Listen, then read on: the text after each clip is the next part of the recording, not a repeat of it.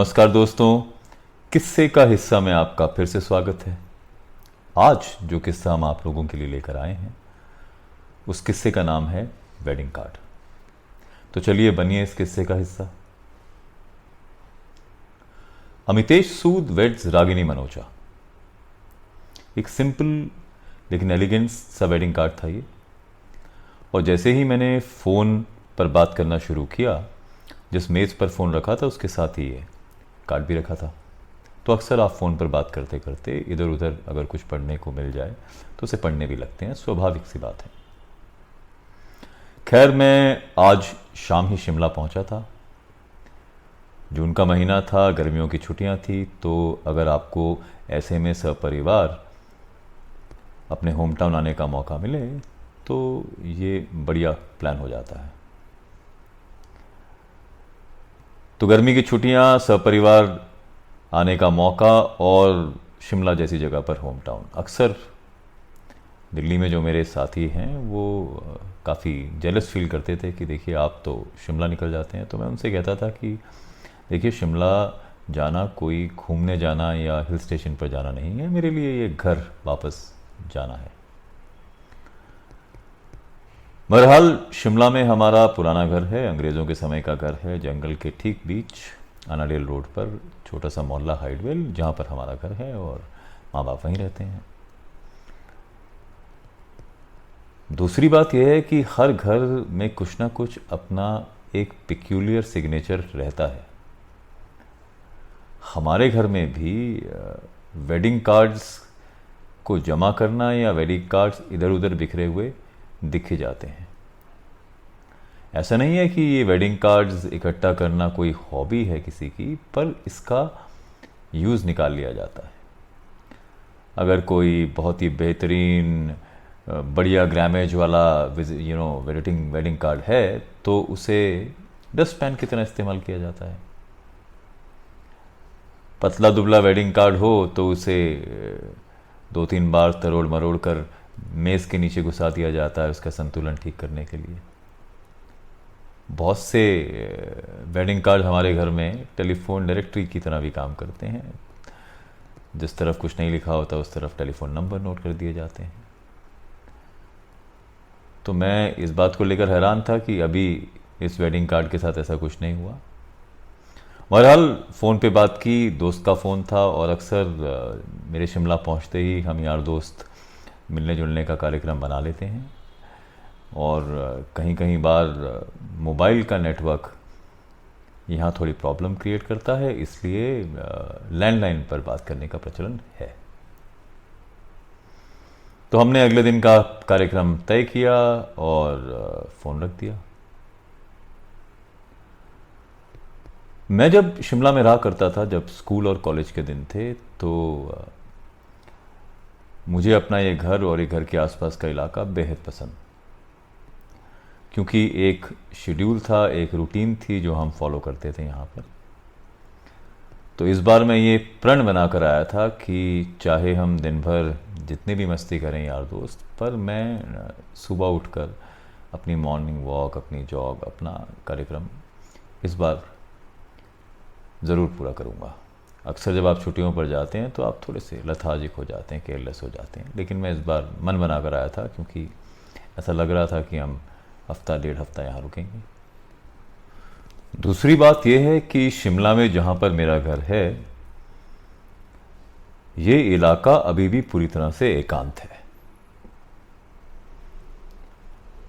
Kennedy house से Annadale road पे आएं या चौड़ा मैदान जहाँ सिसिल होटल है वहाँ से आप अनाडेल रोड पर आएं तो अनाडेल रोड की स्टार्टिंग में ही हमारा ये घर है और फिर ये रास्ता जो है नीचे अनाडेल की तरफ जाता है।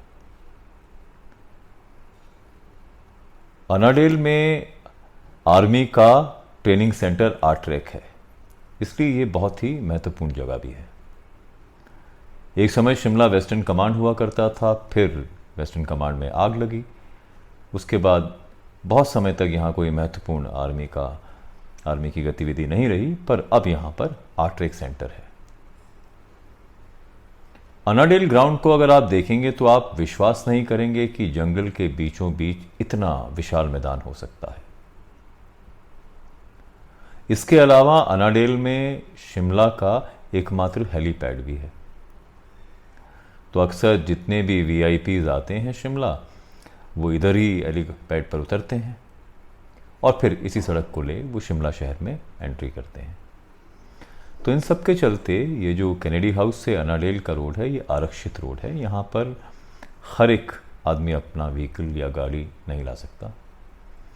केवल वही लोग जो या तो नीचे आरट्रैक सेंटर में काम करते हैं या जिनके घर हैं इस रोड पर, उन्हें इजाज़त है अपनी गाड़ी लाने की।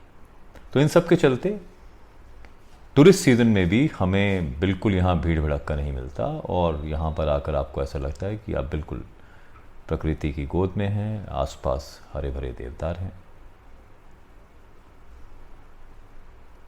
तो जब मैं स्कूल कॉलेज में था, पढ़ाई के अलावा मैं स्पोर्ट्स में भी था। तो अगर शाम को हमारे स्पोर्ट्स के कैंप हुआ करते थे तो सुबह का समय अक्सर आपको अपनी फिटनेस के लिए मिल जाता था। तो अपने घर के ऊपर से मैं दौड़ना शुरू करता था।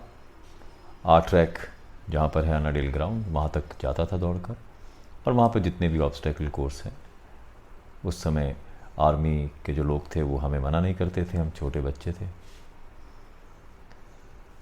तो इस वजह से ये रूट, ये रास्ता मेरे दिल के बहुत नज़दीक भी है। तो मन था कि अब इस बार शिमला हफ्ते डेढ़ हफ्ते के लिए आए हैं तो अपने इसी शेड्यूल को किया जाए और आलस को थोड़ा दूर रखा जाए। तो जैसा कि प्रण किया गया था, अगले दिन सुबह मैं ठीक 6 बजे उठा भी, और किसी को ना डिस्टर्ब करते हुए मैंने अपने आप को अपनी रनिंग गियर में डाला और एक बार फिर पुरानी यादें ताज़ा करने के लिए मैं सड़क पर आ गया। अगर आप स्पोर्ट्स पर्सन हैं या आपका फिटनेस का कोई रिजीम या शेड्यूल है, तो आप ये जानते हैं कि आप अपने रिजीम को धीरे धीरे शुरू करते हैं। आपका एक प्रोटोकॉल होता है, प्रोसेस होता है। तो जैसा कि जब भी मैं रनिंग शुरू करता हूँ, मैं पहले धीरे धीरे वॉक करता हूँ, फिर उस वॉक को जॉगिंग में बदलता हूँ और फिर जॉगिंग रनिंग में बदल जाती है। तो मन में वही पुरानी बातें लिए, पुरानी यादें लिए मैंने अपने शेड्यूल को शुरू किया। धीरे धीरे वॉक किया। वॉक करते करते सबसे पहले मैं HPSCB के ऑफिस तक पहुंचा, जो कि घर के बाद दूसरी सबसे बड़ी बिल्डिंग है। HPSCB ऑफिस के बाद एक दो बंगलोज दिखाई देते हैं आपको लेफ़्ट तरफ पे, जो कि या तो किसी एक्स सर्विस पर्सन के हैं या कुछ ऐसे लोगों के हैं जो अब शायद प्लेन्स में बस गए हैं और घर को केयर टेकर्स के भरोसे छोड़ दिया है। तो धीरे धीरे वॉकिंग को जॉगिंग में बदला, और इससे पहले कि मैं तेज़ भागना शुरू करता, वो आखिरी मकान कर्नल साहब का आया, जिसके बाद फिर अनाडेल तक कोई भी रिहायशी इलाका नहीं है। दोनों तरफ सिर्फ और सिर्फ देवदार के हरे भरे विशालकाय पेड़ है। और ऐसे में जब आप इस तरह की जगह पर भागते हैं या वॉक करते हैं तो आपको सच में बहुत आनंद आता है। जून का महीना, जहां बाकी सब जगह गर्मी की मार, शिमला में और ख़ास तौर पर इस इलाके में ठंडी ठंडी हवा और बेहतरीन मौसम का लुत्फ़ आप उठा सकते हैं, और मैं वही कर रहा था। तो जैसा कि मैंने बताया कि वो जो कर्नल साहब की कोठी आती है, बंगलो आता है, उसके बाद फिर अनाडेल तक रास्ते में कोई रिहायशी इलाका नहीं है। हाँ, एक दो जगह से पगडंडियाँ उतरती हैं, छोटे रास्ते उतरते हैं जो आसपास जंगल में जो छोटे छोटे कुछ एक गांव हैं उन तक आपको पहुंचाते हैं। हालांकि टूरिस्ट स्पॉट्स बीच में कुछ बनाने की कोशिश हुई थी। एक ऐसी ही जगह है जिसका नाम है ग्लेन, जिसके लिए भी बीच से एक रास्ता उतरता है। वहाँ पे एक छोटा झरना हुआ करता था और बचपन में हम वहाँ पिकनिक मनाने जाया करते थे। उस समय कुछ टूरिस्ट लोग भी वहाँ जाया करते थे, पर जब से वहाँ पर एक वाटर प्रोजेक्ट बना तो वो झरना सूख गया और ग्लेन धीरे धीरे टूरिस्ट स्पॉट नहीं रहा। हालांकि शिमला के इंफॉर्मेशन बोर्ड पे अभी भी आप ग्लेन को एक टूरिस्ट स्पॉट की तरह देखेंगे ज़रूर। तो ग्लेनमोर को पार किया, पार करते करते आगे चलने लगा और इस रास्ते पर इस सब के अलावा एक क्रीमेशन ग्राउंड है और बीच में छोटे छोटे गांव आपको दिखते हैं सड़क के नीचे की तरफ। तो अब मेरी वॉक जॉग में और जॉग रनिंग में बदल चुकी थी और अब मैं अनाडेल के पास था। मैं शायद अनाडेल से 1-1.25 किलोमीटर की दूरी पर था कि तभी अचानक मुझे ऐसा लगा कि कहीं से किसी घंटी की आवाज़ मुझे सुनाई दे रही है। ये बहुत तेज़ आवाज़ नहीं थी पर बहुत ही मंद मंद मीठी सी, कहीं से जैसे घंटी बजने की आवाज़ आती है उस तरह की आवाज़ मेरे कानों में आ रही थी। तो मैं अब भागते भागते हल्का सा रुका और ये जानने की कोशिश करने लगा कि ये आवाज़ कहाँ से आ रही है। अभी मुझे मालूम पड़ता कि ये आवाज़ कहाँ से आ रही है कि मैंने देखा कि सामने से एक प्यारा सा छोटा सा पपी चला आ रहा है मेरी तरफ।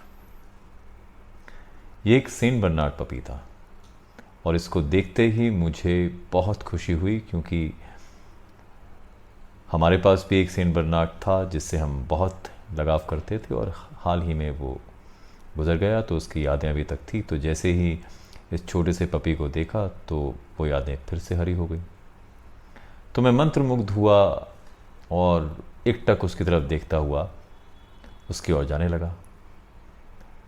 अब जैसे जैसे मैं उस पपी के पास पहुंचा तो मैंने देखा कि उस पपी को थामे, उसकी लीश थामे एक महिला है और ये जो घंटी की आवाज़ मुझे सुनाई दे रही थी ये उसकी लीश में या उसके जो गले में जो पट्टा है उसमें एक छोटी सी बेल है जिससे ये आवाज़ आ रही थी।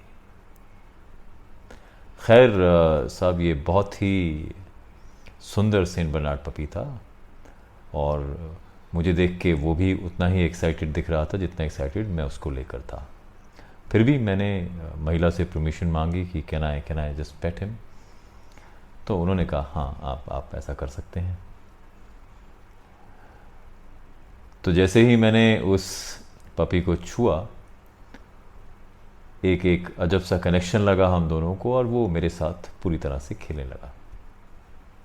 इस सब के बीच मैंने ध्यान ही नहीं दिया कि वो युवती कौन है और मैं केवल और केवल इस छोटे से पपी को देख रहा था। कुछ देर के बाद उस महिला ने मुझसे कहा कि मैं बड़ी हैरत में हूँ, ब्रूनो अदरवाइज़ इतना फ्रेंडली है नहीं सबके साथ। जब महिला का ये स्वर मेरे कानों में पड़ा तो पहली बार मैंने उठ के महिला की तरफ देखा। वो एक मॉडर्न किस्म की लेडी थी। अक्सर इस तरह के टूरिस्ट आपको शिमला में देखने को मिल जाते हैं। इस इलाके में मुझे इस तरह के लोग पहले नहीं दिखे क्योंकि या तो यहाँ पर डिफेंस के लोग हैं या फिर आमतौर पे गांव के लोग इस तरीके से they don't dress up like this. So मुझे ऐसा लगा कि हो सकता है कोई टूरिस्ट हो। तो मैंने उन्हें कहा कि जी क्योंकि शायद मेरे पास भी सेंट बर्नार्ड था और I am also a dog lover, तो शायद इसलिए इसे भी कोई कनेक्शन मेरे साथ लग रहा होगा। तो हम दोनों हंसे और महिला ने अपना परिचय मुझे दिया कि मेरा नाम कविता है और आप कौन हैं, क्या आप टूरिस्ट हैं? तो मुझे इस बात पे हंसी भी आई और हैरत भी हुई और मैंने उनसे कहा कि जी नहीं, मैं तो यहीं पर पला बड़ा हूँ और ये तो मेरा इलाका रहा है और मैं यहाँ पे अक्सर आता हूँ और मैं तो ये जानने की कोशिश कर रहा था कि शायद आप टूरिस्ट हैं। तो इस पर वो बोली नहीं, मैं भी शिमला की रहने वाली हूँ, हालांकि मैं इस एरिया से नहीं हूँ, बट अब शादी के बाद मैं यहीं अनाडेल से थोड़ा ऊपर हमारा एक रिजॉर्ट है जो मैं और मेरा हस्बैंड मिलकर चलाते हैं और मैं अक्सर अपने डॉग को वॉक कराने के लिए यहाँ पर लेकर आती हूँ। फिर उन्होंने मुझसे पूछा कि आप कहाँ रहते हैं, तो मैंने उन्हें बताया कि मैं इसी रास्ते पर कनेडी हाउस से कुछ पहले हमारा एक छोटा सा मोहल्ला है हाइडवेल जहाँ पर मेरा घर है। तो इस पर कविता, उनका नाम कविता था, तो कविता इस पर हैरानी से बोली कि अरे उस जगह पर तो हमारे भी एक अंकल रहते हैं। तो मैंने कविता से कहा कि कविता, हाइडवेल एक छोटा सा मोहल्ला है और हम सब लोग घर की तरह हैं, तो ऐसा हो ही नहीं सकता कि मैं आपके अंकल को नहीं जानता हूँ, तो आप मुझे बताएं कौन है आपके अंकल वहाँ। जैसे ही कविता ने अंकल का नाम बताया तो मेरी हंसी छूट गई। तो मैंने कविता को कहा कि कविता, वो अंकल आपके मेरे फादर हैं जिनकी आप बात कर रही हैं। तो ये एक छोटी सी दुनिया है, आपको मालूम भी नहीं होता, पर कहीं ना कहीं कभी ना कभी कोई ना कोई आपके रिलेशन में किसी न किसी से आपका नाता निकल ही जाता है।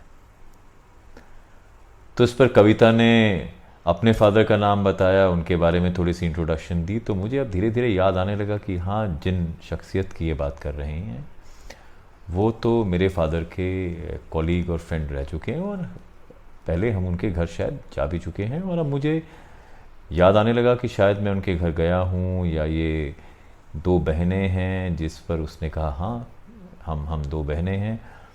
तो अब कविता भी थोड़ी कंफर्टेबल हो गई थी। उन्होंने मुझसे कहा कि शायद आप उनके छोटे बेटे हैं, क्योंकि जो आपके बड़े ब्रदर हैं उनसे तो मेरी फिर भी बातचीत है, या मैं उन्हें जानती हूँ। तो मैंने हामी भरी कि हाँ, आप बिल्कुल ठीक बोल रही हैं। तो देखिए, छोटी सी बात और छोटी सी दुनिया। तो एक बार फिर मैंने ब्रूनो को हाय और बाय किया, कविता से विदा ली, मैं अपने रास्ते एनाडेल की तरफ, और कविता ब्रूनो को थामे कैनेडी हाउस की तरफ निकल पड़ी। एनाडेल के रास्ते में बाईं ओर अब मुझे एक क्रीमेशन ग्राउंड दिखा। क्रीमेशन ग्राउंड क्रॉस करने के बाद मैं एनाडेल ग्राउंड पहुंचा। एक बार फिर उस हरे भरे विशालकाय ग्राउंड को देखकर मुझे बहुत खुशी हुई। हालांकि इस बार मुझे अंदर नहीं जाने दिया गया। गेट पर संतरी खड़े थे जिन्होंने कहा कि अभी अंदर इंस्पेक्शन का काम चल रहा है, तो आज आप अंदर नहीं जा सकते।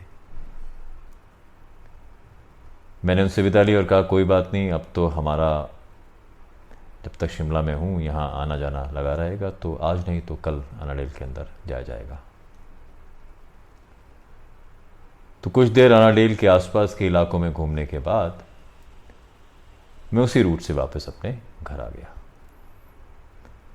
रास्ते में मुझे एक दो जानकार लोग और मिले, और पुरानी सब यादों को ताज़ा करते हुए बहुत बढ़िया लग रहा था। घर आके ब्रेकफास्ट हुआ, फ्रेंड्स के साथ बात हुई, प्रोग्राम बना, और फिर पूरा दिन उसी तरीके की मसरूफियात में गुजरा। माल रोड जाया गया और बाकी काम निपटाए गए। और अक्सर हम ये कोशिश करते हैं कि चाहे दिन भर हम यार दोस्तों के साथ रहें, अगर शिमला में हैं तो डिनर फिर घर पर किया जाए, ताकि माँ बाप को भी लगे कि हम लोग शिमला में